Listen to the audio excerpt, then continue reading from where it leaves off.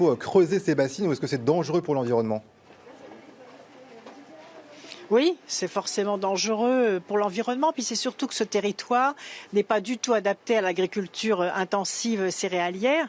C'est une agriculture d'élevage, une petite agriculture aussi, mais de qualité. Et donc toute la question est de savoir si le coût très important de ces bassines ne serait pas mieux utilisé par des aides directes en agriculture pour les agriculteurs qui évoluent vers l'agriculture bio, l'agriculture biologique, puisque aujourd'hui on voit qu'en France on importe des produits d'origine bio, ce qui est quand même aberrant, alors qu'il n'y a pas suffisamment de production locale.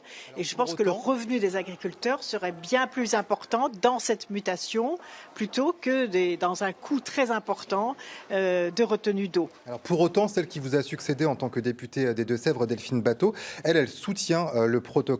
Elle a d'ailleurs été huée ce matin par les anti-bassines. Elle dit que les efforts demandés aux irrigants sont une avancée majeure. Bon, c'est ce qu'il en est, hein, des contreparties qui sont tout de suite oubliées alors que les avantages sont empochés. Je pense que ce territoire n'est pas un territoire d'irrigation, ça a fait déjà beaucoup de dégâts. Et en plus, avec l'irrigation, il y a aussi les pesticides.